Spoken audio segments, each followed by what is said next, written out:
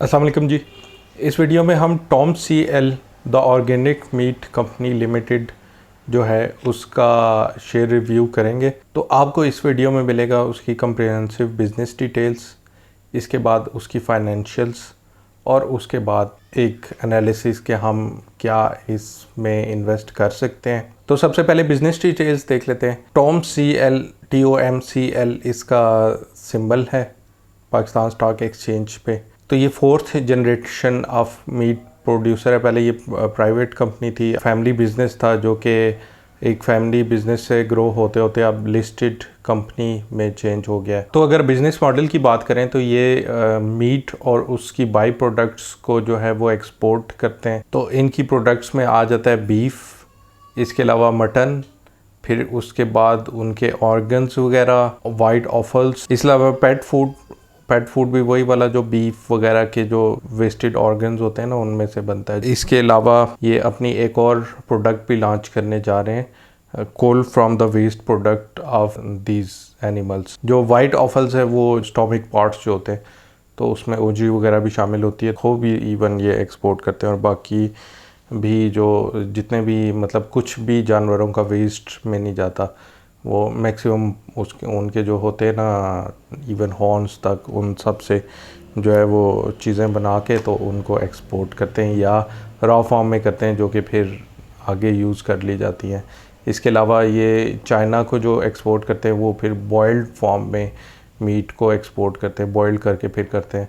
फिर इसके अलावा ये बोनलेस मीट भी एक्सपोर्ट करते हैं। अपनी प्रोडक्ट्स को फ्रेश, टेंडर, हाई क्वालिटी और हेल्दी रखने के लिए ये टेक्नोलॉजी को काफ़ी यूज़ करने पे बिलीव करते हैं। उसमें वैक्यूम सील्ड ये मीट जो है वो करते हैं एक्सपोर्ट। इनके पास मॉडिफाइड एयर पैकेजिंग की फैसिलिटी है। ये अपने मीट वगैरह को ब्लास्ट फ्रीज भी करते हैं। ज़ाहिर है जो ये मीट है वो दूसरी कंट्रीज़ को एक्सपोर्ट हो रहा होता है तो वो काफ़ी लॉन्ग डिस्टेंस उसने जाना होता है, तो इसके लिए ये चिलर्स, ब्लास्ट फ्रीजर्स भी यूज़ करते हैं। तो चिलर्स में ये तकरीबन 2 to 7 डिग्रीज तक जो मीट है उसको ठंडा रख सकते हैं। उसके बाद फिर फ्रीजर्स आ जाते हैं जिसमें -16 डिग्रीज तक की फैसिलिटी होती है और ब्लास्ट फ्रीज भी करते हैं शुरू में -36 डिग्रीज तक अपने मीट को, ताकि वो फिर बहुत ही फ्रेश तरीके से और बगैर अपना टेस्ट या टेंडरनेस लूज़ किए वो अपनी डेस्टिनेशन पे पहुंच जाए। ज़ाहिर है ये दूसरे कंट्रीज़ को एक्सपोर्ट कर रहे होते हैं तो उनकी भी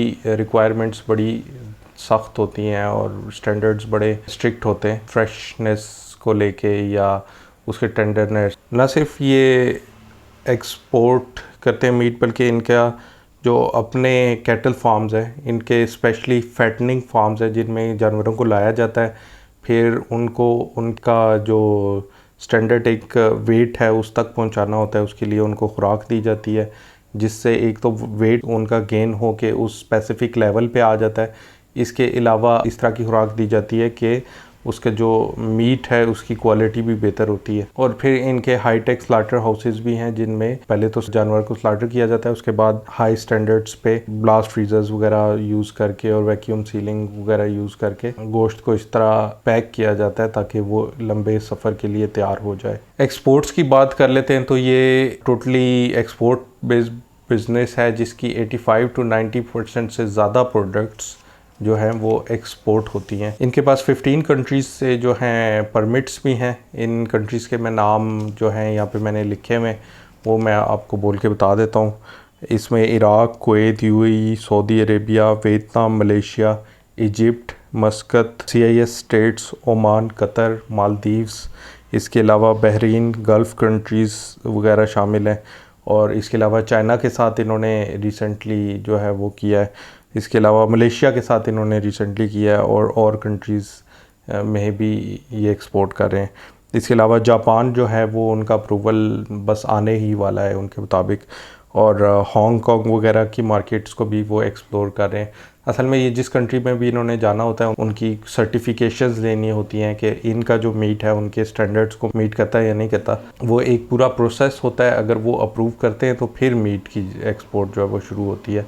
हर कंट्री की अपनी टेंडरनेस की, फिर जानवर की एज की, ये वो सब कुछ रिक्वायरमेंट्स होती हैं जो कि इन्होंने मीट अप करनी होती है अपने मीट के स्टैंडर्ड में। जो इनका एज है वो हलाल मीट में है, हलाल मीट ये एक्सपोर्ट करते हैं।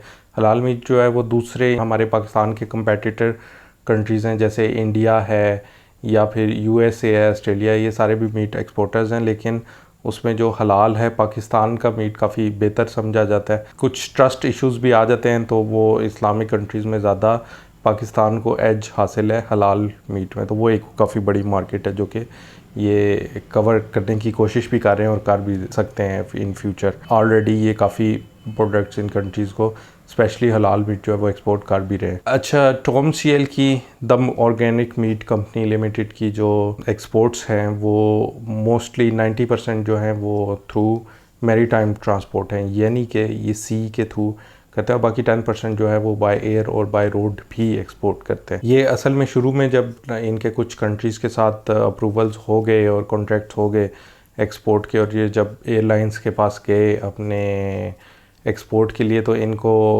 जगह पहले तो दी नहीं गई, लेकिन फिर जब इन्होंने फर्दर कोशिश की तो इनको जो जगह मिली भी उसकी जो कास्ट थी वो ज़्यादा बताई जा रही थी कि अगर आप थ्रू एयर करेंगे तो, क्योंकि हमारे दूसरी कंपनीज़ के साथ कॉन्ट्रैक्ट्स हैं, तो अगर आप भी करेंगे तो आपको थोड़ा सा ज़्यादा पेमेंट्स करनी पड़ेंगी। तो उसकी वजह से फिर इन्होंने मैरीटाइम ऑप्शन जो है, जो सी वाला ऑप्शन है, उसको भी एक्सप्लोर किया, और वो जब उनके उसके थ्रू ऑपरेशंस है वो स्टार्ट हो गए और उन्होंने प्रॉपर चिलर्स वगैरह के थ्रू सक्सेसफुली मीट उसी तरह फ्रेश जब एक्सपोर्ट कर लिया, तो वो ना सिर्फ उस तरह सक्सेसफुल था बल्कि कॉस्ट भी उसकी कम थी।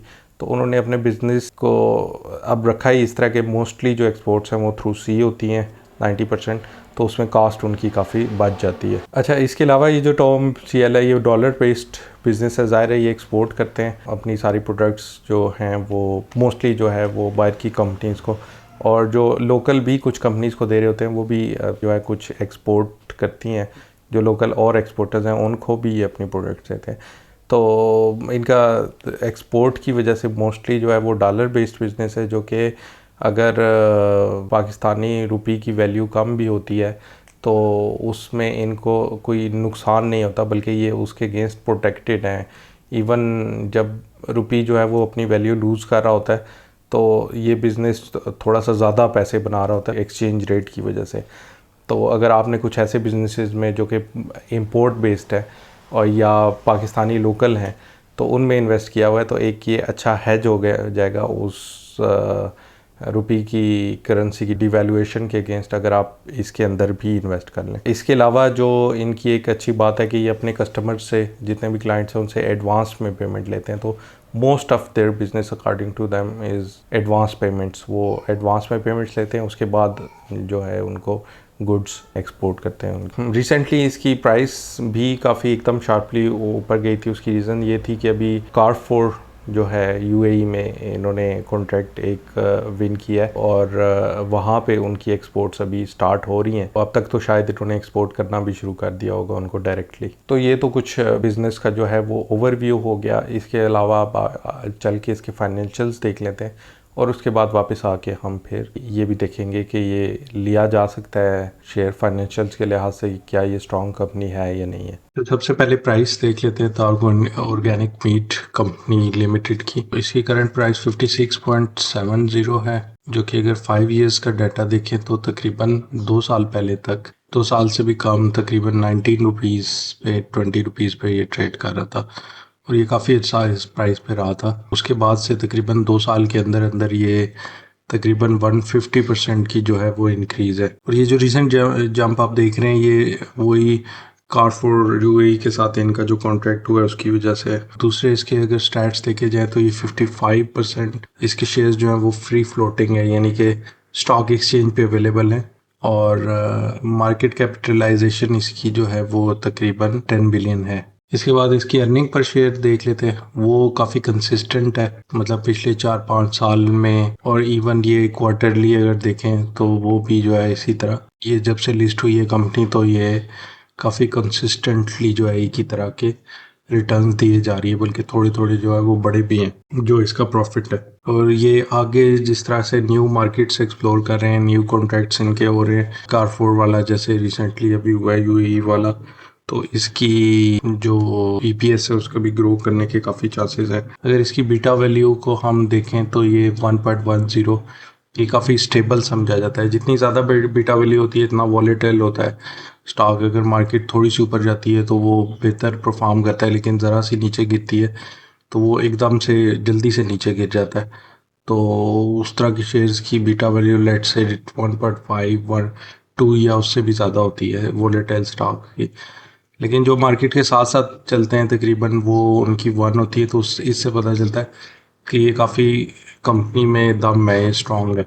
इसके बाद इसकी प्रॉफिटेबिलिटी देख लेते हैं कि इसकी जो मार्जिनस है, जो नेट प्रॉफिट मार्जिन है वो इसका 4.22% है और ग्रॉस प्रॉफिट मार्जिन जो है वो 13% है।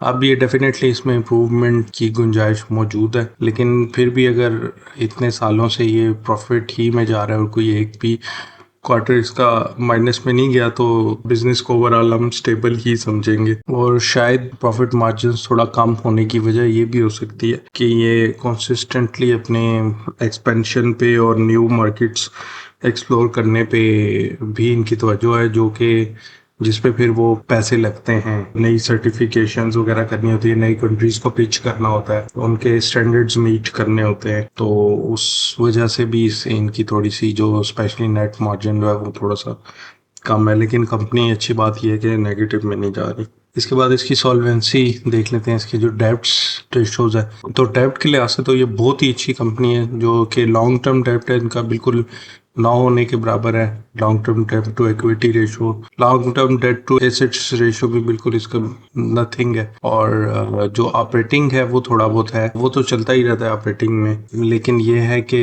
इनका जो बिजनेस मॉडल के मुताबिक सारी ये एडवांस पेमेंट्स लेते हैं क्लाइंट से, तो इनको डेट वगैरह लेने की कोई ज़रूरत ही नहीं है। इनके जो कास्ट हैं वहाँ ही से पूरी हो रही होती हैं साथ साथ। अब अगर इनके डिविडेंड्स पे चले जाएं तो ये लास्ट डिविडेंड इन्होंने जो दिया था 2 रुपये का था 2020 में, और उसके बाद मोस्टली इनका कोई डिविडेंड नहीं आया। बल्कि यहाँ पे भी कंफर्म कर लेते हैं हम पे आउट्स में जाके, तो 2024 में राइट शेयर्स इशू किए थे इन्होंने। अच्छा, बोनसेस थोड़े बहुत ये इशू करते रहे, लेकिन मोस्टली जो है ये पे आउट्स वगैरह इतने नहीं देते। उसकी वजह ये होती है कि ये री इन्वेस्ट कर रहे हैं जो भी अमाउंट्स हैं उनको नई फैसिलिटीज़ बनाने में, नई कंट्रीज़ को पिच करने में अपनी प्रोडक्ट, और नई मार्केट्स में एक्सपैंड करने में। वो इनके मुताबिक इनकी जो अभी भी ये मीट नहीं करते फुली जो अपनी डिमांड्स है ऑर्डर्स की, तो उस वजह से ये अपनी फैसिलिटीज़ वगैरह पे भी काम कर रहे हैं। तो इस वजह से फ़िलहाल इनके डिविडेंड्स बहुत कम है, जो कि ठीक है। इनका अगर कंसिस्टेंटली प्राइस ऊपर जा रही है जैसा कि हमने ये देखा है 5 ईयर्स, तो फिर कोई डिविडेंड ना भी ये दें, अगर आप इसमें इन्वेस्ट कर लेते हैं तो कुछ अर्से बाद बेच के कैपिटल गेन की सूरत में गेन्स जो है वो ले सकते हैं। लेकिन इट्स नॉट रिकमेंडेड कि आप 5 साल से कम अर्से के लिए इन्वेस्ट करें। बुक वैल्यू और book value to price ratio जो है वो देख लेते हैं। ये बुक वैल्यू पर शेयर जो है वो 34 रुपीज़ है, जो कि 1.65 तकरीबन इतनी रेशो बनती है। अगर हम ये देखें, हाँ 1.63x। जो बुक वैल्यू होती है वो ये होती है कि अगर आप सेल्स वगैरह की अपसाइड फ्यूचर की निकाल दें और ये सोचें कि आज कंपनी अपने ऑपरेशंस बिल्कुल बंद कर दे और अपने सारे एसेट्स बेचे और सारे अपने जितने भी लोन्स वगैरह हैं वो पे ऑफ कर दे, तो पर शेयर कितनी अमाउंट आएगी, तो वो इतनी बनती है। इसमें अक्सर जो रियल स्टेट होती है उसकी वैल्यू अंडर स्टेट हुई हुई होती है, तो वो भी जब रियल वैल्यू लगती है तो वो उससे भी ऊपर जाती है। तो इसका प्राइस के करीब करीब होना एक बहुत ही पॉजिटिव चीज़ होती है। इसका मतलब ये होता है कि इसका ये जो शेयर है और ज़्यादा वर्थ कर सकता है, तो ये भी एक पॉजिटिव है इस केस में। अच्छा, इसकी सेल्स ग्रोथ देख लेते हैं। जैसा कि आप ये देख सकते हैं कि एवरी ईयर इसकी सेल्स जो है वो आहिस्ता आहिस्ता बढ़ ही रही हैं, ये तो बड़ा एविडेंट है यहाँ से। अच्छा, कैश फ्लो की सिचुएशन इसकी देख लेते हैं। इसका कैश फ्लो भी देखें, ये एवरी ईयर 2021 में ये पर शेयर जो कैश फ्लो होता है वो बढ़ रहा है, और ये देखें ये लास्ट पे 4.94 पे चला गया 2025 का थर्ड क्वार्टर तक अगर देखें तो। यहाँ इसके बाद भी एक शार्प इंक्रीज आई है कैश फ्लो में। वैसे भी इनका एडवांस में पेमेंट लेते हैं, लोन्स वगैरह तो ये लेते नहीं है, तो इनको कैश फ्लो की इतनी ज़रूरत भी नहीं है, लेकिन फिर भी इनके पास काफ़ी अच्छा पड़ा हुआ है, तो ये एक काफ़ी पॉजिटिव पॉइंट है ये भी। तो जैसा कि फाइनेंशियल्स को देख के हमें अंदाज़ा हुआ कि ये ग्रोथ के लिहाज से एक से बड़ी अच्छी कंपनी है। इसकी सेल्स और ईपीएस हर साल जो है वो ग्रो ही हो रहे हैं, जिसकी मेन रीज़न ये है कि ये डिफरेंट नए न्यू मार्केट्स को भी एक्सप्लोर करने की कोशिश कर रहे हैं। फिर प्राइवेट कंपनीज़ के साथ भी कॉन्ट्रैक्ट्स करने की कोशिश कर रहे हैं, और एक वो जो इनके पास कॉन्ट्रैक्ट्स हैं उन्हीं पे बैठ नहीं रहे, बल्कि कांस्टेंट एक कोशिश कर रहे हैं कि वो अपनी प्रोडक्ट्स को ज़्यादा से ज़्यादा कंट्रीज़ में जो है वो पुश करें और एक्सपोर्ट्स को बढ़ाएं। उसकी एक जागती मिसाल जो कार4 यूएई के साथ उनका रिसेंटली कॉन्ट्रैक्ट हुआ है, और इसके अलावा ये हांगकांग के साथ भी उनका होने वाला है। फिर इसके अलावा रिसेंटली मलेशिया में भी उन्होंने एंटर किया। अच्छा, इसके अलावा ये कुछ नई फैक्ट्रीज़ भी लगा रहे हैं, जिनमें से कुछ का मकसद जो है वो मीट की क्वालिटी को फर्दर इम्प्रूव करना है, और कुछ का मकसद ये है कि उस डिस्टेंस को कम किया जाए जो कि पोर्ट्स और उनकी जो फैसिलिटीज़ हैं उनके दरमियान है, ताकि ट्रांसपोर्टेशन पे भी कम से कम कास्ट हो और उस दौरान मीट पे भी अगर कोई असर पड़ता है तो वो ना पड़े। मोस्टली ये कॉस्ट रिलेटेड ही होगा। मीट को तो वो थ्रू चिलर्स और फ्रीज़र्स फ्रेश रख ही लेते हैं। लॉन्ग टर्म के लिए तो ये शेयर बहुत अच्छा है अगर आप इसमें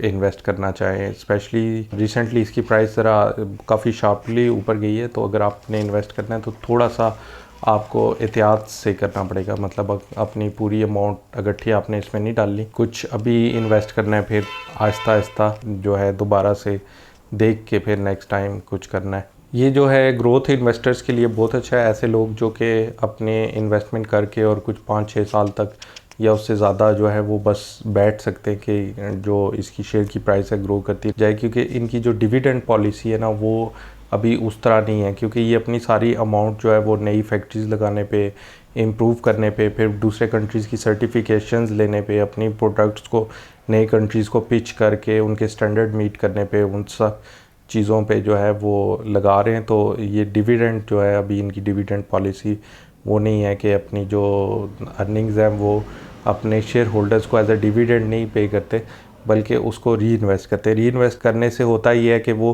कंपनी की और फैसिलिटीज़ ज़्यादा बढ़ी होती हैं, जिसकी वजह से वो और ज़्यादा मीट की डिमांड जो है वो पूरी कर रही होती है। तो उसका अल्टीमेटली असर जो है वो ईपीएस पे पड़ रहा होता है, अर्निंग पर शेयर बढ़ रही होती है, और उसकी वजह से प्राइस भी बढ़ी होती है शेयर की।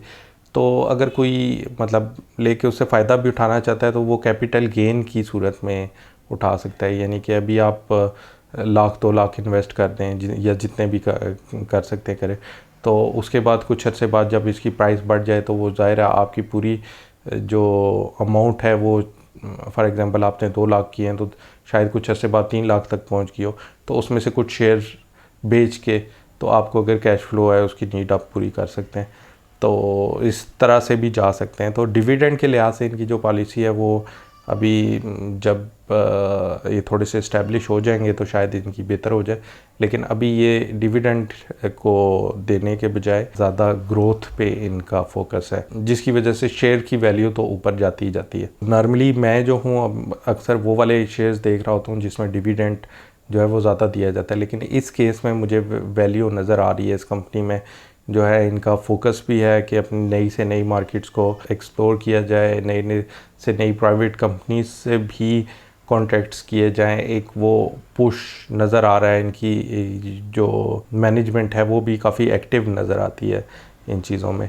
मुझे तो ये काफ़ी वर्थ इट लगी है कंपनी इन्वेस्ट करने के लिए। आप अपना खुद अपने फाइनेंशियल सिचुएशन के लिहाज से डिसाइड कर सकते हैं कि आपने इस कंपनी में इन्वेस्ट करना है या नहीं करना। एक और जो चीज़ है कि इनके मुताबिक जो इंडिया है वो तकरीबन 2 बिलियन की जो मीट प्रोडक्ट्स हैं वो कर रहा है एक्सपोर्ट, और पाकिस्तान की अक्सर मीट प्रोडक्ट्स जो हैं उनसे भी अच्छी क्वालिटी की हैं, लेकिन हमसे 400 मिलियन की कर रहे हैं।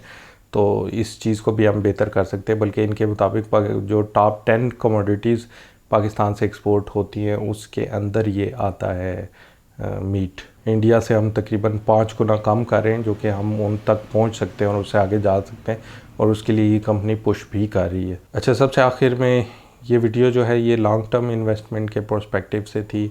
अगर कोई अभी शेयर लेता है और अभी 1-2 साल के अंदर टेम्प्रेरी तौर पे उसकी प्राइस अगर नीचे भी चली जाती है, क्योंकि काफ़ी शार्पली पूरी मार्केट भी ऊपर गई है और मुख्तलिफ एक्सटर्नल फैक्टर्स भी मार्केट पे असर कर रहे होते हैं, तो वो शॉर्ट टर्म में तो चीज़ें ऊपर नीचे होती रहती हैं, लेकिन कंपनी अगर स्ट्रांग हो, ईपीएस वगैरह अच्छा हो और ओवरऑल वो प्रॉफिट भी कर रही हो, तो ज़ाहिर है वो मनी उसके अंदर जो है वो अकमुलेट हो रही होती है, तो उसकी वजह से उसकी लॉन्ग टर्म में शेयर प्राइस ऊपर ही जानी होती है। शॉर्ट टर्म के लिहाज से अगर आप करना चाहते हैं तो फिर आपको खुद जाके टेक्निकल्स की डिटेल्स देखनी पड़ेंगी, लेकिन फंडामेंटल्स के लिहाज से और लॉन्ग टर्म के लिहाज से ये काफ़ी एक अच्छी कंपनी है जिसमें इन्वेस्ट किया जा सकता है। इस चैनल पे मैं पाकिस्तान स्टॉक एक्सचेंज के बारे में, म्यूचुअल फंड्स के बारे में और पर्सनल फाइनेंस के बारे में वीडियोस बनाता रहता हूँ। अगर आपने भी फ़ायदा उठाना हो तो ज़रूर इस चैनल को सब्सक्राइब कर लें। वीडियो अच्छी लगी हो तो लाइक का बटन प्रेस कर दें। मिलते हैं अगली वीडियो में इंशाल्लाह।